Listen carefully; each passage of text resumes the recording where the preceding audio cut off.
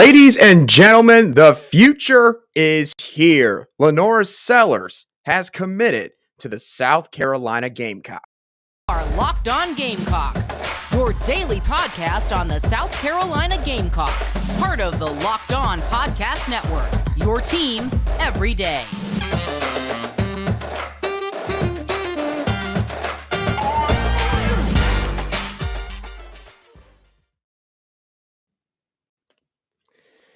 Today's special live reaction show of the Locked On Gamecocks podcast is brought to you by our friends at BetOnline. BetOnline has you covered this season with more props, odds, and lines than ever before. BetOnline is where the game starts. Hello, Gamecock Nation. Welcome back to the Locked On Gamecocks podcast, your show for daily headlines and potential storylines on your favorite South Carolina Gamecocks sports teams. I'm your host, Andrew Lyon, and I thank you once again for making the Locked On Gamecocks podcast your first watch or listen here today. We are free and available on YouTube and wherever you get your audio podcasts daily. And my goodness, what a way to end the week for South Carolina. Shane Beamer and the Gamecocks have undoubtedly been a big winner in the early National Signing Day period with the class that they have brought in, pretty much keeping all of their guys signed and committed here to South Carolina. And they may have just put the cherry on top with a person who, in my opinion, is going to be the future of this program in LaNorris Sellers. So let's not waste any more time. Let's dive on right into this commitment. Obviously, the Gamecocks had to work hard here to get LaNorris Sellers. Make no mistake about it. Syracuse had a really good relationship with offensive coordinator Jason Beck and LaNorris Sellers. He was committed to them since the previous March, so the last 9 months. The Gamecocks did not offer until mid-October, and I have to admit, I think South Carolina's football staff felt like that this was one where they could wait a little bit before offering LaNorris Sellers, and it ended up being a dogfight all the way to the final week and a half or so.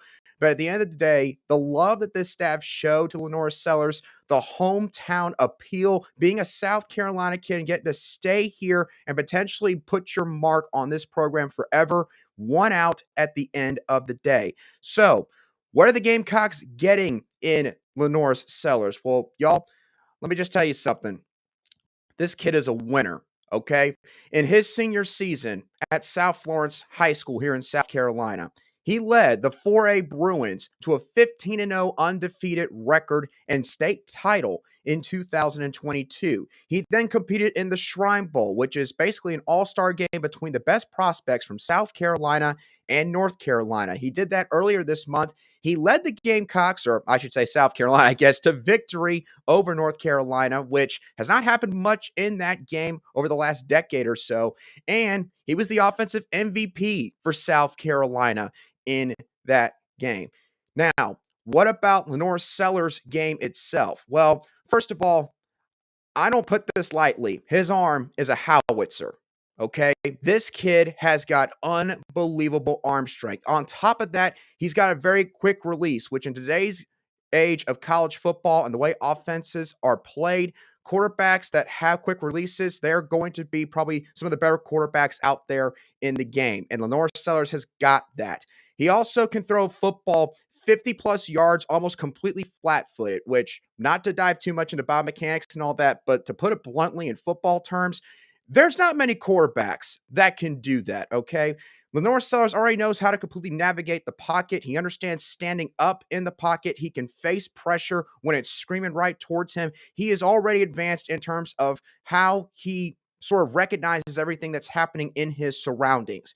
And to lead into my next point, he is a true dual threat quarterback. I've talked about this before on this show.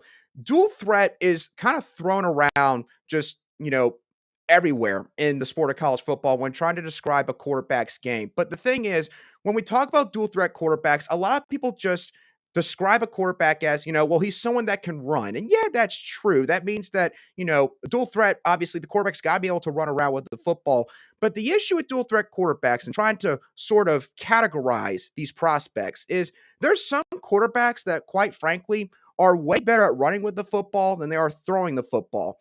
And the question at that point is, do you view a quarterback like that as a dual threat?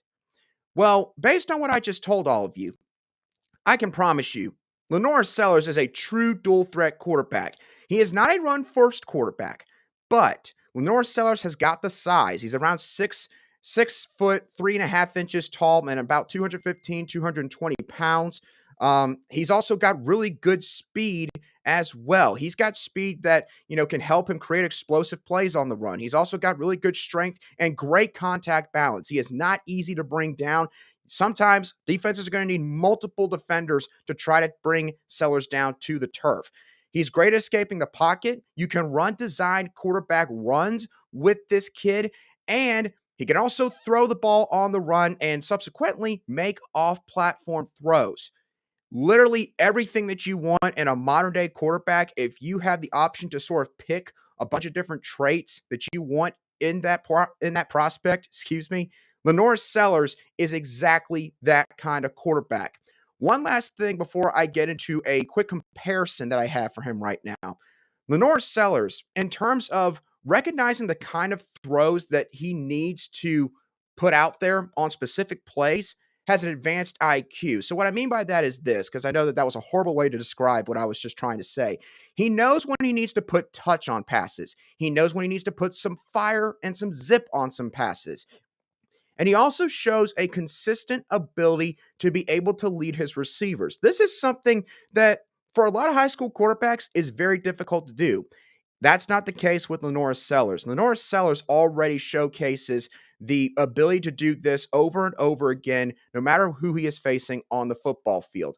So, as I've already mentioned, LaNorris Sellers has got about everything you could want in a quarterback. His ceiling is endless in terms of what he could do at the college game. And in terms of going along those lines with his college comparison, I compare him to Anthony Richardson, who just ended his football career at Florida and is going on to the NFL. Now, some of y'all might have your own comparisons. Feel free to drop that down in the comment section, by the way, and I'll answer any questions that y'all may have at the end of the show. But LaNorris Sellers, in terms of comparing him to Anthony Richardson, he is a freak athlete. He's not as freakish of an athlete as Anthony Richardson, and that's not meant as a slight on LaNorris Sellers. There's very few quarterbacks that are able to do what Anthony Richardson can do on a football field in terms of how deep he can throw the football and how quickly he can run, break away out of the pocket for an 80-yard touchdown run or scamper on his own.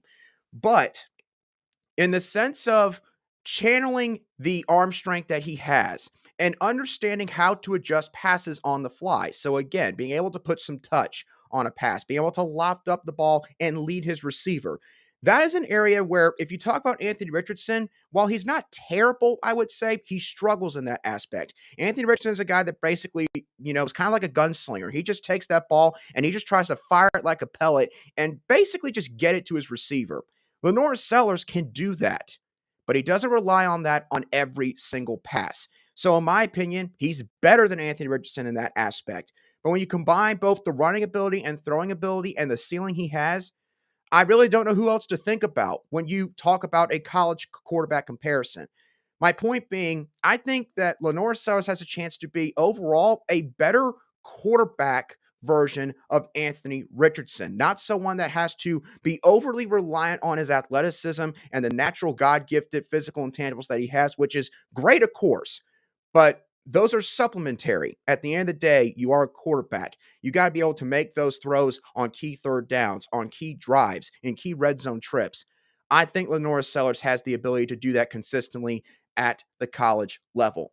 So with the addition of LaNorris Sellers, which is obviously a big one for South Carolina, what is this quarterback room now going to look like in the next few years? I'm going to dive into that in just a couple moments right here on this special live reaction edition of Locked on Gamecocks.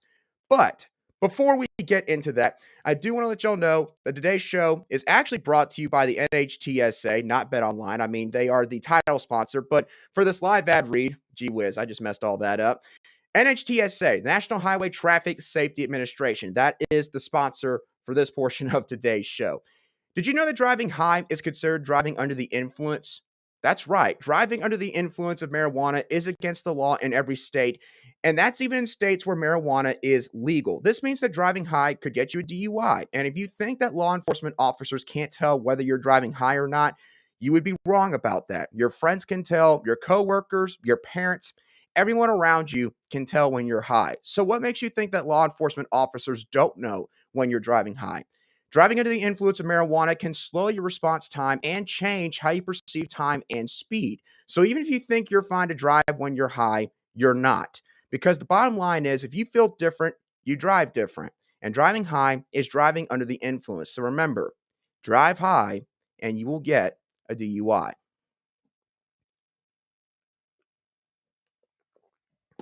Whew. All right. I thank y'all for making Locked On Gamecocks your first watch or listen here today and every single day. Make sure to check out Locked On Sports Today. The biggest stories around the sports world take place in 20 minutes or less. Plus, instant reactions, game recaps, and Locked On's take of the day. Locked On Sports Today is available on YouTube and wherever you get your audio podcasts. Now, we've talked about LaNorris Sellers, the prospect, and how the Gamecocks had to fight back to get him in their recruiting class. Now, let's talk about the quarterback room as a whole. So obviously, there are still a couple of dominoes that need to fall into place. Spencer Rattler, of course, has a big decision to make at some point after the Gator Bowl. Is he going to come back to Columbia for one more season? More than likely. Or is he going to go ahead and take a shot at the NFL? That is going to have a reverberating impact on the quarterback room itself. Obviously, it did not deter LaNorris Sellers from committing to South Carolina. I do not think it's going to deter Dante Reno that LaNorris Sellers committed to South Carolina. But Spencer Rattler is going to sort of maybe cause a lag in who ends up playing when, if he decides to come back. Here's what I mean by that. If Spencer Rattler were to leave this offseason, as much as some of y'all might not think that this would need to be the case, Luke Doty would undoubtedly be given the shot to start at quarterback for South Carolina. And listen, again, I know some of y'all would sit there and say you don't think Luke Doty's the guy. I'm not going to dive completely into that conversation, but here's what I will say. Luke Doty has yet to be in an advantageous situation when he's been the starter here. He, of course, took over when Will Muschamp had been fired in 2020. He was a true freshman. He'd been playing wide receiver and quarterback the entire season. He was kind of just basically thrown to the fire pit, basically, in the final 4 games. I don't think it was in the middle of a COVID season, for gosh sakes. He had a bunch of his guys that were out, both on the offensive line and around him. You cannot judge him on those 4 games. 2021, he gets a broken bone in his foot because a lineman stepped on it in August fall camp, which obviously impacted him and the way he was able to play for the rest of the 2021 season. He eventually needed to have surgery to repair that broken bone in his foot. 2022, he finally gets to take a step back. He gets to sort of see how the game is playing out and see how someone else basically performs in Spencer Rattler, which was such a huge thing for him in my eyes in terms of his development. He's also getting ready to have his 3rd offensive coordinator in 4 years. To get back to the point, Luke Doty would be given a shot, and I think he would deserve a chance to be the guy in 2023 if Spencer Rattler were to leave. Now, if Spencer Rattler comes back, in my opinion, there's undoubtedly maybe someone that would transfer out of the quarterback room, and that would be more than likely, in my eyes, Colton Gather. I have nothing against, of course, Colton Gather. We appreciate him for having been a Gamecock up to this point, and again, he might not end up leaving, but there would have to be an odd man out somewhere down the line. And with how he has performed in his limited action here up to this point, I just don't know if it would maybe fit his future plans to be at South Carolina. Then you look at other kids like Tanner Bailey. Tanner Bailey was, at this point, he's kind of the forgotten man in the quarterback room. I mean, Tanner Bailey is a stout quarterback, playing for Gordo High School in Alabama, signing in the 2022 recruiting class, had a really great senior year, was a blue chip prospect himself, and he worked a lot out of the pistol and shotgun formation, showed some really good ability to make plays off platform himself, has a really good arm in his own right.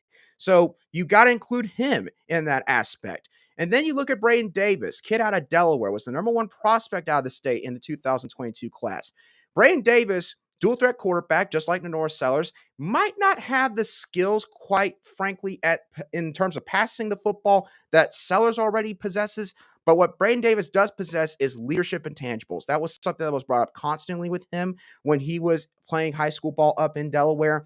And he showed some good, promising moments in the spring game this past April. So Braden Davis is going to also be someone that should not be forgotten in this quarterback room. If he gets some time to develop and he puts it all together, Braden Davis could be a really solid quarterback at the Power 5 level. And then, of course, the preferred walk-on Jalen Daniels out of San Diego got a cannon of an arm, had just started playing football, period, back in high school just 3 or 4 years ago. So imagine what he could get with a couple of extra years of development. Need to talk a little bit slower, obviously, but you add in all those guys, and then you add in LaNorris Sellers now for the 2023 class and Dante Reno for 2024. Dante Reno, his accuracy is phenomenal for a high school junior. He'll more than likely now probably stay in high school, play one more season, get another year to develop up in the Northeast before coming down to South Carolina. But guys and gals, my whole point with bringing up all these quarterbacks is to say this. This quarterback room is potentially the deepest quarterback room in the past couple decades here at South Carolina. And I know, of course, some of y'all might sit there and say, well, they look good on paper, but what are they going to do in live action? And you know what? You are correct about that. For a lot of these guys, you find out a lot whenever they are actually put in live situations where they're not under controlled scenarios in practice. That is true. But in terms of what all these guys offer on the football field, and in terms of just pure quarterback skills that you look at, these guys, in my opinion, are offering a ton for South Carolina, and it's great. South Carolina is getting to a point now where in a couple of years, or maybe just next season, they're going to have a quarterback problem. But it's not going to be a quarterback problem where it's like, gee whiz, we got 3 guys competing here, and none of them can separate from the other. I mean, literally all of them are like neck and neck, but not in a good way. And we're going to have to pick one, roll the dice, and hope that they can operate the offense well. That's not the kind of quarterback situation South Carolina would find themselves in. They'll find themselves in a situation where, let's say, Luke Doty, Tanner Bailey, and LaNorris Sellers, or maybe Jalen Daniels comes on next spring. They'll be sitting there and they'll go, wow, none of these guys are missing their throws. They all can run the offense. We've given them all first-team reps. No one's separating themselves. And in that case, it's okay. We have options here. You know, it's not as stressful in terms of trying to figure out who's going to take the field for you in September and beyond for the next season. That's the kind of situation now South Carolina's at quarterback. And obviously, look, quarterback is the most important position on the team. You do need, of course, people around them to really make those quarterbacks excel, and if you want to win championships. But it all starts at that position. If you're stacked in the quarterback room, typically these days, more talent on the edge up front, they will gravitate to those guys. You think that Cam Pringle's not paying attention to this recruitment? You think Josiah Thompson's not paying attention to this recruitment? I promise you, all of them are. Every single one of those kids are. South Carolina, you know, to go off on one last point real quick, they are locking down the state now. You talk about the prospects they brought in from this cycle alone. Xavier McLeod, Montague Rames, now LaNorris Sellers. I think I might be forgetting somebody off the top of my head. You can let me know in the comment section if I am. But they are starting to bring home the best prospects in this state once again. And they're fighting off a bevy of other programs to keep these kids in state. Kirby Smart in Georgia pushed real hard for Xavier McLeod, like I've mentioned before. And Kirby Smart's built a reputation up of getting at least one really good South Carolina kid now every cycle or so. And South Carolina thwarted him off this past fall for Xavier McLeod, despite the fact that they're coming off a national title. That tells you that South Carolina, they are keeping all the in-state talent here at home at the right time. And that's going to pay dividends, in my opinion, for Shane Beamer in this program in the next couple years. All right, so we are now about 19 minutes into this live stream. I have barely looked at the chat, so I will go ahead and look at it real quick. Again, if you got any questions, whether you're watching this on YouTube, on Restream, wherever you're watching this, feel free to put a question down there. I'm going to take the last couple minutes to answer any questions that y'all may have. And after that, we'll probably get on out of here. Carolina Titan, yep, you got it. Marquis Anderson, maybe the biggest commitment that South Carolina got in the whole class, and I completely forgot about him. Wow. That tells y'all just how scrambled my mind is right now. It's, you know, getting near Christmas time. I barely thought about Christmas. I still have to wrap gifts, for gosh sakes. Been really busy around here, but busy in a good way, obviously, because South Carolina is killing it. Colton Carnell, I hope I pronounced your name correctly. Sellers comes from my alma mater. I'm a Bruin. I've always been a diehard Gamecock. This kid is a stud. Some of the throws he's made, exploding head emoji, not to mention he can run just as well, too. Yeah, that's the thing about LaNorris Sellers. I mean, again, we talk about dual threat quarterbacks, but there's very few kids out there that are true dual threats. LaNorris Sellers is just that. I'm very excited to see what Dow Loggins as the offensive coordinator, if he sticks here for at least more than a season or two in a good way.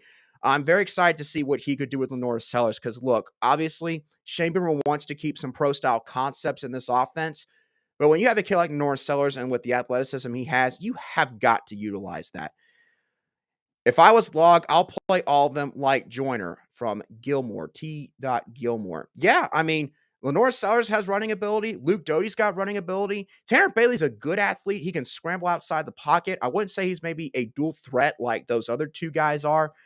Braden Davis is a good dual threat quarterback. Jalen Daniels, I think, is a solid dual threat. I don't think, again, he's a run-first quarterback, but I think he can scramble. And he's got a big, towering frame, I believe 6'4", 6'5". Colton Carnell, have you seen his GPA? Really intelligent guy. Yeah, 4.95 GPA, by the way, in school. So this is a kid that hits the books hard, obviously. Means you don't have to worry about maybe any issues off the field, clearly, but he probably carries all those traits over to the football field at the same time. Those things are interchangeable, those traits, in terms of making sure you're doing well in the classroom while also playing football on Friday nights and now future Saturday and hopefully Sunday nights for LaNorris Sellers. How about this? Let's have some fun with this one. And I want y'all to comment any answers that you have to the question I'm about to throw out there. I'm going to say, I think LaNorris Sellers is going to be drafted in the NFL one day. He is an NFL draft pick. Now, my question to y'all is, where do you see him getting drafted right this second? Based on the skills he has, based on everything we know at this moment, where do you think he could get drafted? And while y'all are answering that, I'll go through a couple more comments that y'all have. Darkin Parker, I watched the state championship game. Sellers is a beast. We need a good running back to help him. Dontavius Braswell out of Georgia. There you go. There's a good running back right behind him. Obviously, you need more than one really good running back these days, but Braswell is a fantastic start in that aspect. A lot of excitement I could see. Colton Carnell. Colton, I'm not sure what you mean by best fit. What do you mean by best fit? Do you mean like which team in the NFL right now he could play for? I don't know if we can really look that far ahead because that's kind of tough to, if that's what you're getting at least, that's kind of tough to really decipher with NFL teams with the amount of turnover that they see. Marcus Steele, who would you consider as the best athlete currently on the team? Oh man, best athlete. That's a good one. You know what? That answer is actually easy. Tonka Hemingway, defensive tackle. Tonka Hemingway would be my answer all day. And that's no slight to any of the players on the team because obviously South Carolina's got some really good players. To carry on Joyner, you could probably put him right up there as well. But in terms of just overall best athlete, Tonka Hemingway's my pick. I mean, Tonka Hemingway, he was a basketball star as well in high school. And I mean, we saw what he did on special teams this year. He ran a solid route on that trick play against Vanderbilt, caught the ball like it was nothing.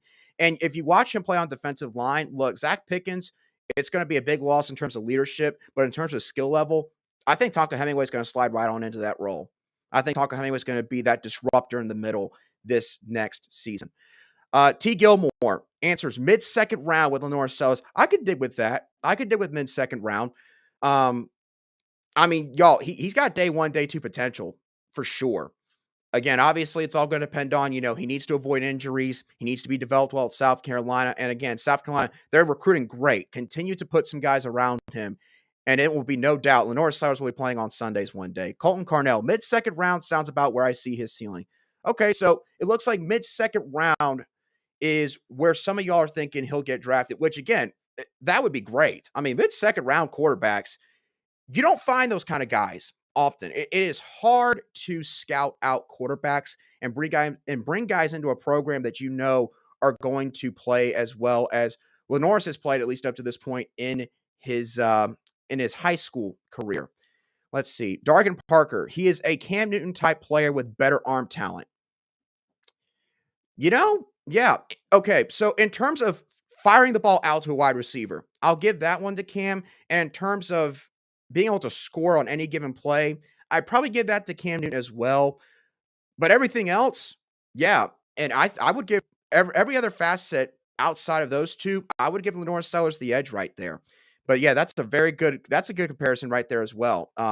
Definitely Cam Newton type player, maybe not exact same size, but for sure, Sellers could get to KJ Jefferson's size. Gee whiz, that would be something. My only concern would be I would not want South Carolina's coaching staff to run LaNorris Sellers into the ground. I feel like Arkansas, that happened to KJ Jefferson, and it really showed up this year. That would be my only thing about using him like a KJ. But in terms of him getting to KJ's size, that would be, my gosh, what would that be 6'4", 240 at quarterback? Whoo, boy. That would be something right there. That would be something. Gamecock's going to be scary next year. Yeah, Alonzo, I completely agree. I mean, with the guys they're bringing in, you know, it's going to be fun to watch the next couple of years at South Carolina. Tonka's a lot like Melvin Ingram. Good comp there, Mike. That's a real good comp.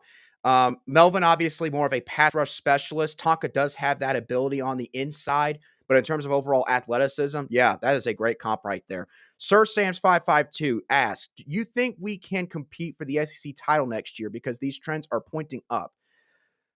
Um, I think it all depends on Spencer Rattler. And I know that sounds like just the easy cop out answer, but it's the truth. I mean, Spencer comes back, sky's the limit for 2023. Because you look at the quarterbacks for next year in this conference, South Carolina's going to be right up there in terms of like top 3 with the starting quarterback they've got in Spencer Rattler. Beware of Kentucky getting a bunch of hype once again for no reason because they got Devin Leary. Just beware of that, fans. You will see that this offseason because media members can be very forgetful about stuff that's happened the year prior. But yeah, I think South Carolina can definitely compete. But of course, it's got to start with trying to topple Georgia, and Georgia's still going to be loaded this next season, so they will probably still be the favorite and well deservedly so. But I think South Carolina can be that team next year that can challenge them the most out of all the teams in the SEC East. So I do think it's a possibility, but that would also mean you would have to probably beat Georgia in Athens, and that is always a tough ask. Let's see. His character is exactly what Beamer's been looking for in his culture too. Work ethic and leadership. Still super humble. That's great stuff, Colton. That is great stuff. Lloyd and Bell are going to be missing us. You know something? I'm going to take the Shane Beamer route with that one. We'll talk about the guys that are on the team at this point. I will, of course, bring up wherever Lloyd ends up committing to. Very well could be someone that maybe we play next year. Who knows? But again, we're going to have to move on from those guys. Can't let that sort of cloud our judgment and cloud everything else that has been going on in a positive way for this program over the last week or so. Matthew asks, "Think we see Landon Sampson in the bowl game? Was excited when he came to Columbia." Potentially. I mean, Jalen Brooks right now has got an off-field issue. Again, I don't know what that off-field issue is. If I did have any inkling, I would tell y'all, but otherwise I would be aimlessly speculating, and I'm not going to do that to Jalen. He could see some snaps because sometimes these coaches do like to play some of the younger guys, get them at least a few snaps to see how they're going to maybe be able to handle a potential role next year. These bowl games will be used a little bit for that, but at the same time, South Carolina wants to beat Notre Dame. No question about that, which probably means if he does see any snaps, it'll be minimal. But Landon Sampson, do not forget about him, a receiver. Look, he probably just needed the year to develop. Remember, he did not participate in spring practice. He arrived in the summertime. He was coming into a pro-style-ish offense. So give him a little more time, and I do think Landon Sampson can definitely make an impact for this team. With the O-lineman in this class, offense could be elite. I totally agree, Carolina Titan. Amari Boyd, if he is developed right, this kid can be a first-round pick. I know that may sound outrageous, but this kid has the intangibles. 1,000% agree with you. Dargan Parker asks another question. This will probably be my last one that I'll take, and then I'll have to go. What do you think our biggest need is now? I think maybe defensive tackle. I would actually disagree with you, Dargan. I would completely disagree. And that's, again, don't take that the wrong way. I think they're actually really good at defensive tackle right now. You got Tom Hemingway, Alex Huntley, you got Nick Barrett, you got TJ Sanders right behind them, or Saunders. Those guys are going to be stout if they're given some more time. You're bringing Xavier McLeod now as well. Elijah Davis from the JUCO ranks. South Carolina is good on the interior defensive line. Biggest need. I would probably, geez. Y'all asked some really good questions. I truly believe, I mean that. Y'all asked some really, really good questions. Put me on the spot here. I would have said edge, But Desmond Umeozulu and Montague Rames, I think, are really going to help offset some of those losses there and the lack of depth. MJ Webb, I believe, is exhausting his eligibility after the bowl game, Carolina Titan. But yes, MJ Webb has definitely been an important upperclassman in that group for the last few seasons. I would probably say wide receiver, admittedly. I do think the Gamecocks have got to recruit better at that spot. I've talked about this before, especially after Mazio Bennett originally committed to Tennessee. I brought up multiple points about how South Carolina has to get better at recruiting the skill positions on offense. I think running back wise, of course, you're starting to see a little bit better recruiting there from the high school ranks. I think at wide receiver, you got Landon Sampson there. You got Kelton Henderson as well. CJ Adams is a big physical guy, could be an H-back maybe at the next level. I think you need to get some more true playmaking, dangerous wideouts, though. Mazio Bennett would be a start, and get some other guys in 2024. You keep stacking up these quarterbacks in this room, that's definitely going to potentially happen just organically in the next couple of cycles. Mark Dornalis says linebacker. I could see that. Sting Ray. Dante Reno is super pumped on Carolina, but do you think the Sellers come in and make anything twice? Absolutely not. Dante Reno is going to come in here and compete. He has said that before. I think he said that Lonergan committing or Jaden Bradford, it would not deter him either way. I don't see that changing with LaNorris Sellers. I think Dante Reno is cut from a different cloth in terms of he believes he can beat anybody in a battle. So I don't think that's going to deter him. Let's see. All right. So that looks like that does it for, okay. Last question here from Tilton Robertson. And then this is it. Do you think Spencer Rattler and Juice Wells are going to come back? I think it's a package deal. I think if Spencer comes back, Juice Wells will come back as well.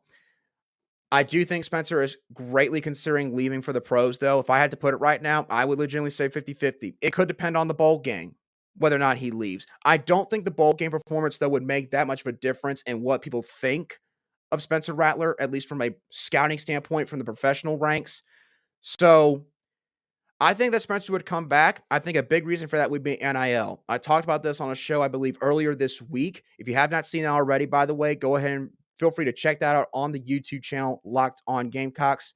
So I still think that that's up in the air. But I think, again, if Spencer comes back, Juice will come back, and the sky's the limit for 2023 if that's the case. So that's going to do it for this live reaction edition of the Locked On Gamecocks podcast. Thank y'all so much. 168 viewers from what I can see on Restream right now. Just phenomenal. I really appreciate all of you for the support you have shown on this channel and for trusting us to be your main source of Gamecock news every single day. I can't explain how much it means to me.